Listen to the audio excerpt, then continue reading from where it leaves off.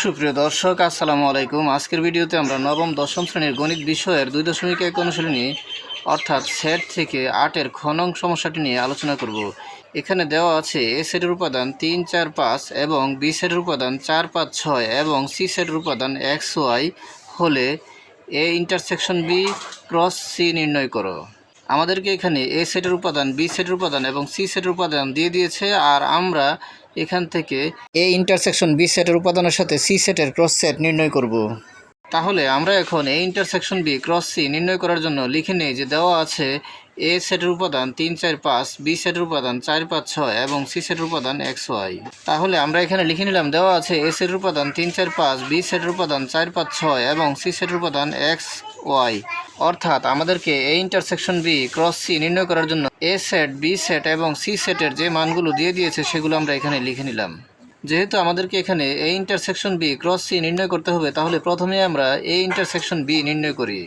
আর এটি নির্ণয় করার জন্য আমরা লিখে নিলাম এখন এ ইন্টারসেকশন বি সমান, যেহেতু আমরা এখান থেকে এ ইন্টারসেকশন বি এর মান নির্ণয় করব, তাহলে এখানে এ সেটের উপাদান বসবে, তারপর ইন্টারসেকশন চিহ্ন, তারপর বি সেটের উপাদান বসবে। তাহলে আমরা এখানে এ এর স্থলে এ সেটের উপাদান, তারপর ইন্টারসেকশন চিহ্ন, তারপর বি এর স্থলে বি সেটের উপাদান বসিয়ে দিলাম। আর আমরা জানি ইন্টারসেকশন মানে কমন, তাহলে এ সেট এবং বি সেটের উপাদানগুলোর মধ্যে যে উপাদানগুলো কমন রয়েছে সেগুলোই আমরা এখানে নেব। তাহলে এখানে আমরা পাই এ সেটের উপাদান 3 কিন্তু বি সেটে 3 নেই, তাহলে এটি আনকমন। এ সেটের উপাদান 4, বি সেটেও 4 রয়েছে, তাহলে এটি কমন। এ সেটের উপাদান 5, বি সেটেও 5 রয়েছে, তাহলে এটিও কমন। তাহলে আমরা কমন পেয়ে গেলাম 4 এবং 5। সুতরাং আমরা পেয়ে গেলাম এ ইন্টারসেকশন বি সমান 4, 5। এখন আমরা এ ইন্টারসেকশন বি এর সাথে সি সেটের উপাদান ক্রস করব। তাহলে আমরা লিখে নেই সুতরাং A intersection B cross C. তাহলে আমরা এখানে লিখে নিলাম A intersection B cross C.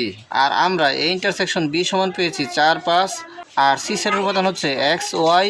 তাহলে আমরা এখানে এ ইন্টারসেকশন বি সেটের উপাদান 4, 5, তারপর ক্রস, তারপর সি সেটের উপাদান বসাবো।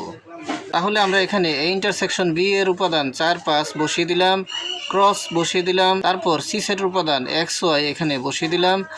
এখন আমরা এ ইন্টারসেকশন বি সেটের সাথে সি সেটের উপাদান ক্রস করব।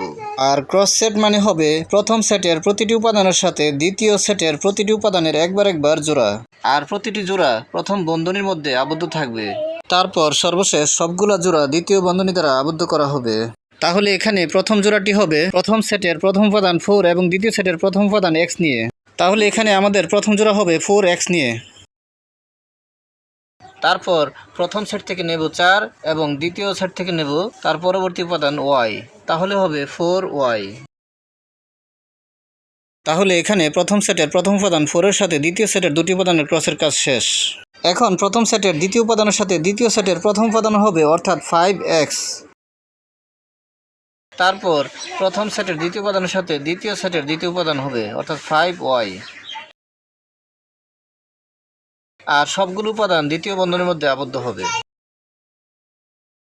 অর্থাৎ ক্রস সেটের মান নির্ণয় করার ক্ষেত্রে আমরা প্রথম সেট থেকে একটি উপাদান নিয়ে তারপর দ্বিতীয় সেটের প্রতিটি উপাদানের সাথে একবার করে নেব। যেমন এখানে 4-এর সাথে x একবার, 4, x, তারপর 4-এর সাথে y একবার, 4, y, তারপর পরবর্তী উপাদান নিয়ে দ্বিতীয় সেটের প্রতিটি উপাদানের সাথে একবার করে নেব। তার মানে 5, x, 5, x, তারপর 5, y, 5, y। আর প্রতিটি জোড়াকে আমরা প্রথম বন্ধনী দ্বারা আবদ্ধ করে দেব। সর্বশেষ সবগুলো উপাদানকে আমরা দ্বিতীয় বন্ধনী দ্বারা আবদ্ধ করে দেব। তাহলে আমরা পেয়ে গেলাম A intersection B cross C সেটের মান 4, x, 4, y, 5, x, 5, y। আর এটি আমাদেরকে প্রশ্নে নির্ণয় করতে বলা হয়েছে। তাহলে আমরা এখানে লিখে দিতে পারি অ্যান্সার। আজকের মতো এই পর্যন্তই। ভিডিওটি ভালো লাগলে লাইক, কমেন্ট ও শেয়ার করে দিবেন এবং চ্যানেলটি সাবস্ক্রাইব করে পাশে থাকার অনুরোধ জানিয়ে সকলের সুস্বাস্থ্য কামনা করে এখানেই শেষ করছি। আসসালামু আলাইকুম।